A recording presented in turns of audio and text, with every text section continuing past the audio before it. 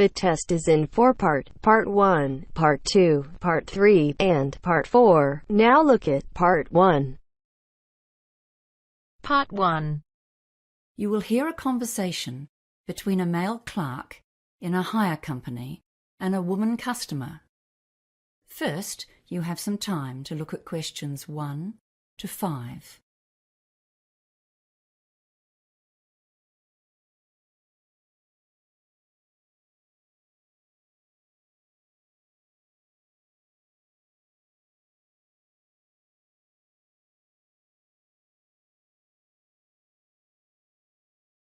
Now we shall begin. You should answer the questions as you listen, because you will not hear the recording a second time. Listen carefully and answer questions 1 to 5. Hello, welcome to Harry's Hire Company. How can I help you? Oh, hi, yes. I've come in to find out about renting stuff for a 21st birthday party. Yes, of course. First of all, what date is the party? It's next Saturday. That was the closest we could get to the actual birthday, which is the 22nd of November. Gosh, it's hard to believe it was 21 years ago. Seems like yesterday. So the 18th of November? No, sorry, I meant the following Saturday, the 25th. Okay, we have just about everything here. Tableware, marquees, you name it, we rent it. What size of event are we talking about here? Yes, that's a good question. We were planning to have about 40 people, but you know how these things grow, and it went up to 60 at one stage. I think it's back to 55 now.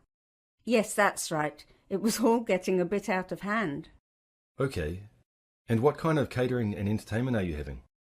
We can help with entertainment hire too. You know, if you need microphones or a sound system. Oh, that's good. We've booked a catering company and they're providing a meal. It's nothing elaborate, just finger food snacks and then a simple buffet meal. So we'll need all the usual dinner plates and bowls. I suppose 5 dozen of everything. Oh, and knives and forks too, 5 dozen sets. We won't need any cooking equipment because the caterers will do that. And they're providing tea and coffee as well. I see. And do you need any tables or chairs? Well, not tables, because we wouldn't have room for them. But I suppose some extra chairs might come in handy. What type do you have? Come over here and I'll show you. We have a couple of different kinds. We do have the folding wooden ones, like these.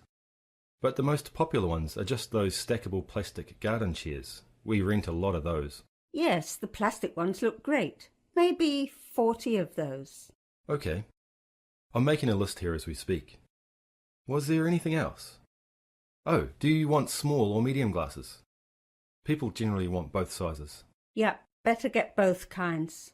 4 dozen of each. And what else? The caterers are supplying a punch bowl, so that's okay. Oh, I know. What about 6 ice buckets for keeping the drinks cold? We're providing all the drinks because I have a friend who's helping us with that. I suppose this is going to get very expensive. Before you hear the rest of the conversation, you have some time to look at questions 6 to 10.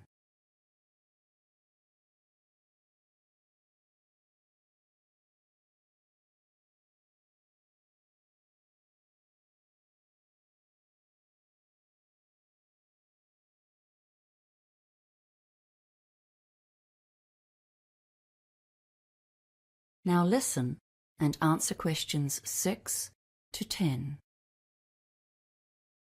Well, let's talk about our packages and rental deals. Firstly, what day do you want to collect the equipment? Oh, I'm not sure. Does that make a difference to the price? Well, the weekend package deal is to pick up after 5 p.m. on Friday and drop off before 10 a.m. on Monday. That will be $1,600 plus tax. If you want to save a bit of money, you can collect the equipment on the day of the party before 5 p.m. and drop off on the Monday before 10 a.m. and that will be $1,350 plus tax. That's called the same day package. Your party numbers come between our small and medium price packages, I'm afraid. So in fact, you could rent a few extra of everything for the same price. I see. Well, we're not inviting more guests. I think we have quite enough already. Are there any other hidden charges with those packages? No, not really. But if you want us to drop off and pick up at your house, there is an extra home delivery charge of $50, provided you live within 10 kilometres of here. Oh, and if you want to take out breakage insurance, that's a $60 flat fee. Otherwise, you pay for every item you break at the replacement cost. Wow, so how much is that then? I bet that soon adds up. Well, yes, it does a bit. Let's see. Tableware is $3.55 a piece, small glasses are $3.50, and medium glasses are $4.40. Oh, and if you break a chair, they're expensive, $15 each, and you'll be surprised what happens when the party gets going. Yes, insurance sounds like a good idea. And I think I'll take the weekend package deal, thanks. It's much more convenient, isn't it? And not much more expensive. Okay, so let's take a few details then. Your name? Oh, it's Susan Millins. Is that Miller? No, it's Millins. Right, and your address, please? 28B Sandstone Close, Martinsborough. And just to confirm the order, the medium-sized party weekend package with breakage insurance. And did you want to collect this yourself? Yes, thank you. I do live within 10 k's, but I don't want to pay any extra charges. I'll get my son to help me. Okay, we'll need an emergency contact number, just in case anything goes wrong. Oh, and credit card details, of course. Oh, yes, of course. The phone number is 084-398-7695. Okay, thank you. And now the credit card. That is the end of part 1. You now have half a minute to check your answers.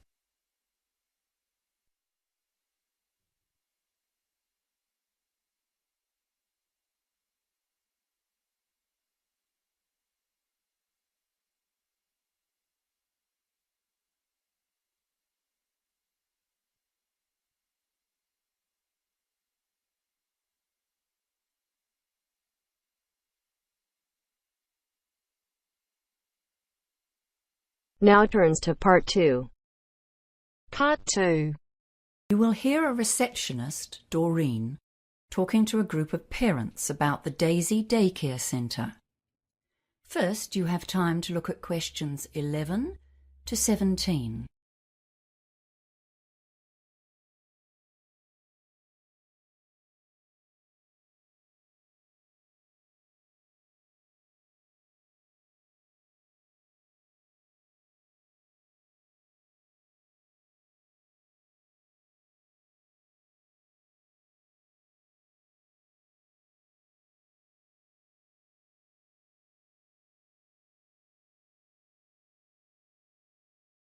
Now listen carefully and answer questions 11 to 17. Hello everyone. I'm Doreen, the receptionist at the Daisy Childcare Centre. Thank you all for coming to our open evening. I'll just show you round and tell you a bit about the place. First of all, I will have to ask you to leave your sneakers and sandals, etc. here on the shoe rack, just inside the main door. You know how the young ones love crawling around the floor, so our policy is no street footwear inside. As you can see, our facility is very open plan. There are lots of different activity areas, and we like to have pretty good visibility throughout the centre. This central area to the left is where we all gather for stories, songs, and some games.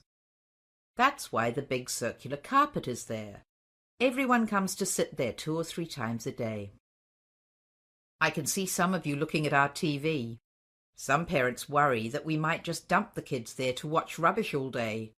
But of course that's not the case. In fact, we only use it occasionally.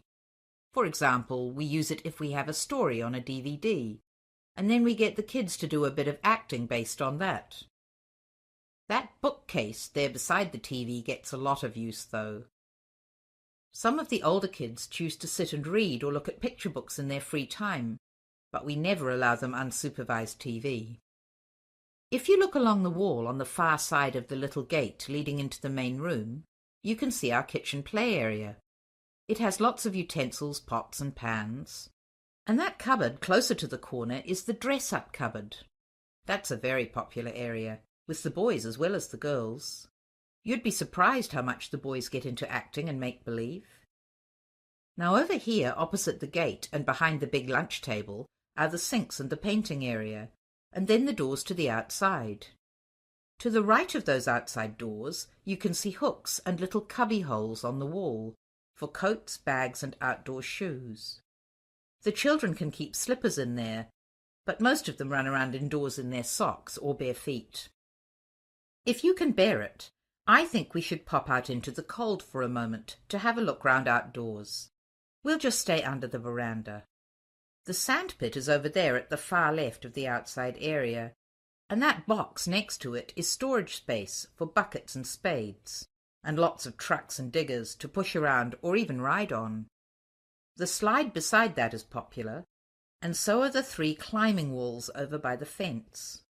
Some parents think that's a bit adventurous for preschoolers, but the older ones love them. The ground is covered with bark, so it's not a harsh surface when they do fall. The ordinary swings and a tire swing are here in front, where we can keep an eye on everyone, and then the chickens are way over on the far right, so they can have a bit of peace and quiet occasionally. Okay, so let's go back inside and I can talk about our rules and policies. Before you hear the rest of the talk, you have some time to look at questions 18 to 20.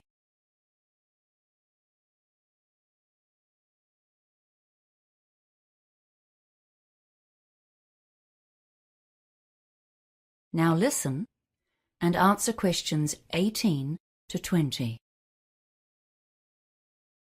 As you probably already know, the government sets limits on adult-child ratios, but we try to improve on those wherever we can. There are different ratios for under and over 2-year-olds. For the under 2s, the rules are 1 adult to 4 children, and we basically stick to that, except that we have an extra roving staff member with no allocated children who helps out wherever there's a need. The older kids have a 1 to 8 ratio, and again we try to have an extra staff member on site. All of our staff are fully qualified, but we do have trainees from the local polytech at certain times of year.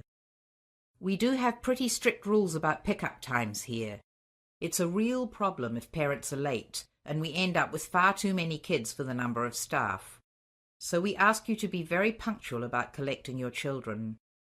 We have had to ask a couple of consistently late parents to leave, but of course this is only a last resort. We have quite a long waiting list here, especially for the over 2s, but you're welcome to put your name down. The average lead time is usually about 9 months, but sometimes we get unexpected vacancies. For example, maybe a family has to move to another city for work or something, so their child is withdrawn. This means, if you're lucky, your child could be admitted in 3 months or so. Now, are there any questions? That is the end of part 2. You now have half a minute to check your answers.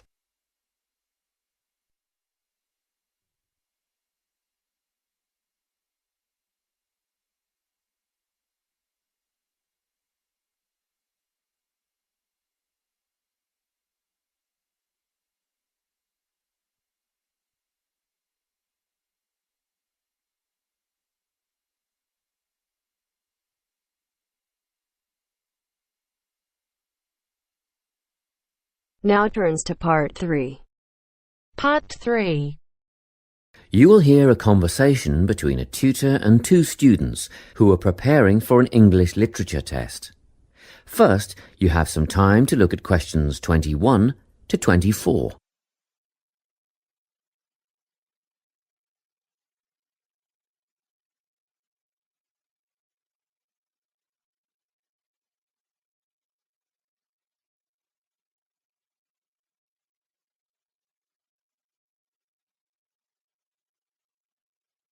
Listen carefully and answer questions 21 to 24. Hello, Lorna, Ian. Glad you could make it. You're the only two who put your names down for this literature tutorial, so let's get started, shall we?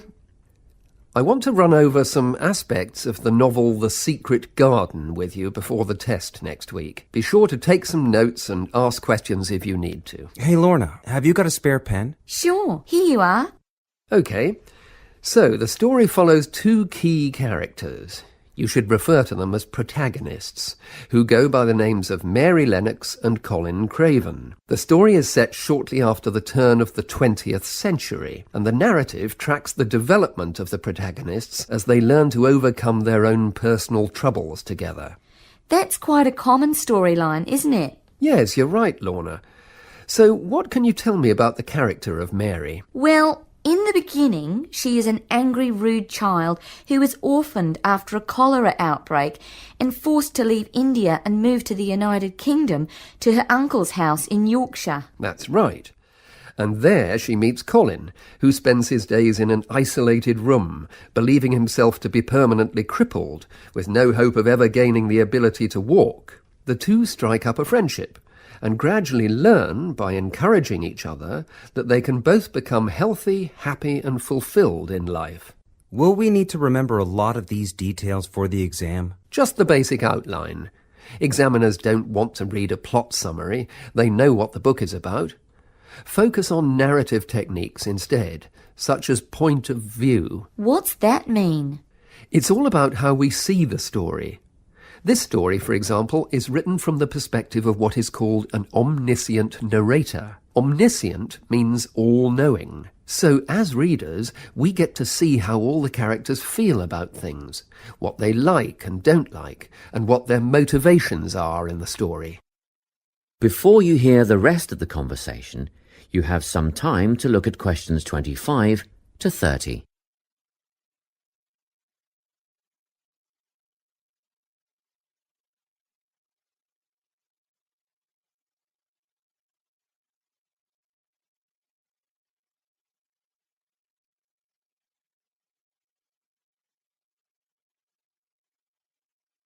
Now listen and answer questions 25 to 30.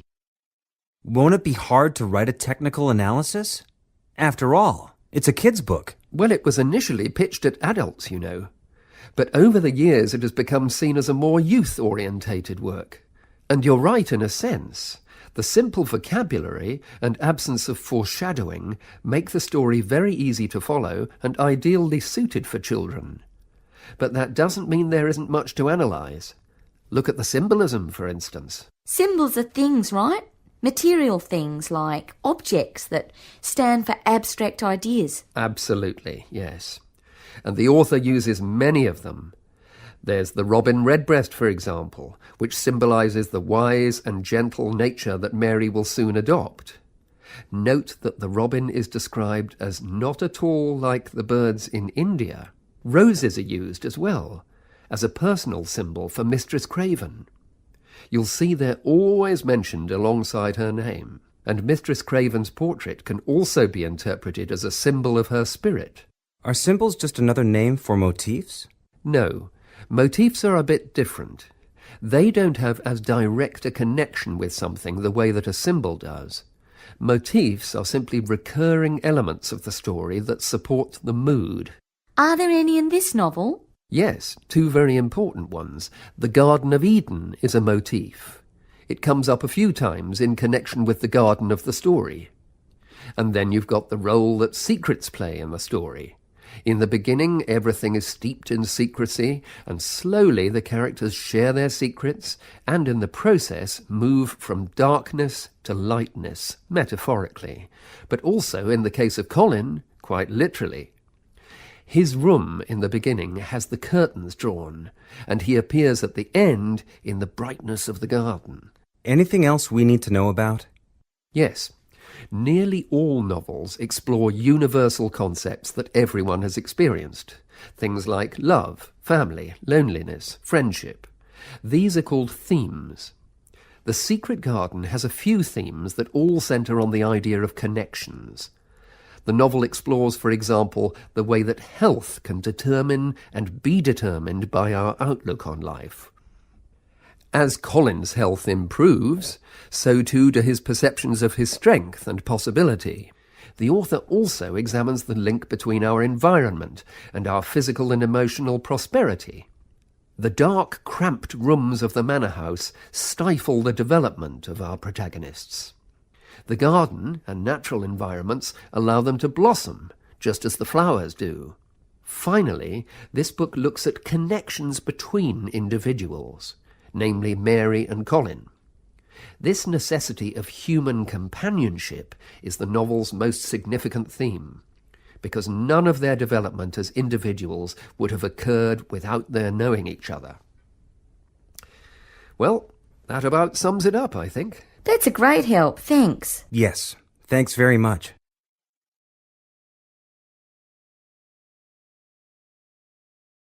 That is the end of part 3. You now have half a minute to check your answers.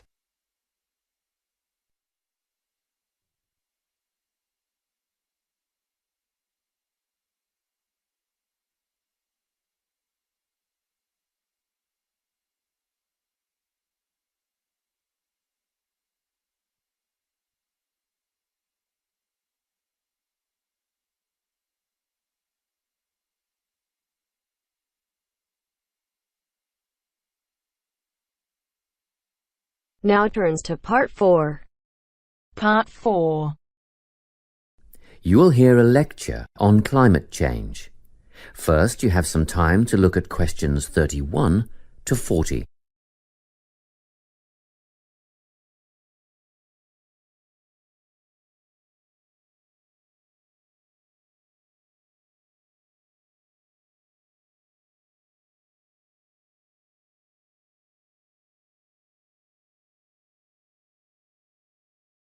Listen carefully and answer questions 31 to 40.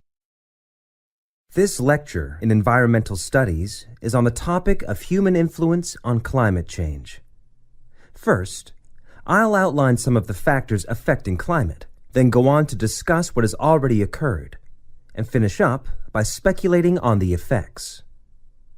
Previously, we've covered how factors such as ocean currents and prevailing winds affect climate change naturally. However, the influence of human activity on climate is what I'll talk about today. At first, the effect on the climate was relatively small. Trees were cut down to provide fuel for fires, and, as we know, trees absorb carbon dioxide and produce oxygen, so the amount of carbon dioxide in the atmosphere would have increased, but not noticeably. So, in what ways has human activity really impacted on the climate?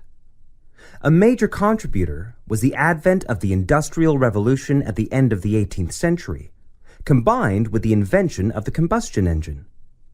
In addition, Earth's burgeoning population has had a marked effect on climate. The first two factors saw increased amounts of carbon dioxide being released into the atmosphere from the burning of fossil fuels, such as coal and oil. The final one, human expansion, has resulted in deforestation on such a scale that the extra carbon dioxide in the air cannot be soaked up and converted into oxygen by the remaining trees. Okay, so what has already happened? Well, global temperatures have risen by 0.6 degrees Celsius in the last 130 years. Levels of carbon dioxide, methane, and nitrous oxide gases have escalated. Carbon dioxide concentrations have climbed by 30%, and methane levels have increased by 145% since the beginning of the Industrial Revolution. Gas, produced by fossil fuel extraction, livestock, and paddy fields, is primarily responsible for the growth of methane levels. Nitrous oxide, or N2O, comes from natural sources, wet tropical forests, for instance. But it is also produced by human-related activities, such as agriculture, which uses synthetic nitrogen fertilizers, rubbish disposal systems, and vehicle emissions. How do gases like carbon dioxide and methane affect the climate? Well, this is what we call the greenhouse effect. Under normal conditions, the sun's rays hit the Earth and some are reflected back into space. However, these gases, CO2 and methane, create a barrier in the atmosphere, which prevents a proportion of the sun's rays from being reflected back into space. And, instead, the gases become trapped in the atmosphere. It's simple, really. Because the sun's rays can't escape, the Earth heats up. What are the possible effects? Firstly, a rise in sea levels. We already know that the Arctic ice cap has melted and shrunk considerably, and great chunks of ice have been lost from Antarctica. In 1998, it was reported that 46 million people lived in areas at risk of flooding, and the number of people at risk will increase significantly if sea levels rise. It is estimated that a rise of only 50 centimeters would put that number at 92 million. Further projections would see a rise of 1 meter put 118 million people in danger of losing their homes and livelihoods, not to mention the loss of prime, fertile farmland. Experts predict a rise of at least 50 centimeters over the next 50 years or so. Secondly, there would be a modification of vegetation zones, with changes in the boundaries between grassland, shrubland, forest, and desert. This is already causing famine in arid areas of northeastern Africa, and has instigated, and will continue to instigate, mass movements of people away from dry regions. What we are seeing now is only the first stage, with temporary camps for climate refugees already at overcapacity. In the future, there will be significant migration resulting in extreme overcrowding of towns and cities. Another potentially disastrous effect of climate change is an increase in the range and distribution of pests, which could bring about an increase in the prevalence of certain diseases. If we think of the malaria-carrying mosquito, for example, which thrives in warmer regions, at the moment, about 45% of the world's population is exposed to malaria. But, with an increase in temperature, there will be many millions more cases of malaria a year. The last effect I'm going to mention today is the change in ecosystems. Global warming will influence species composition for both fauna and flora, such that some animal species will disappear and others will multiply. And it'll be the same for plants and trees. It is predicted that around 2/3 of the world's forests will undergo major changes of some kind. Scientists also expect deserts will become hotter, and, of course, desertification will continue at an increasingly worrying rate, and will become harder, if not impossible, to reverse. What could we do to stop the process? Well, that's the subject of next week's lecture. So I hope to see you all there. That is the end of part 4. You now have half a minute to check your answers.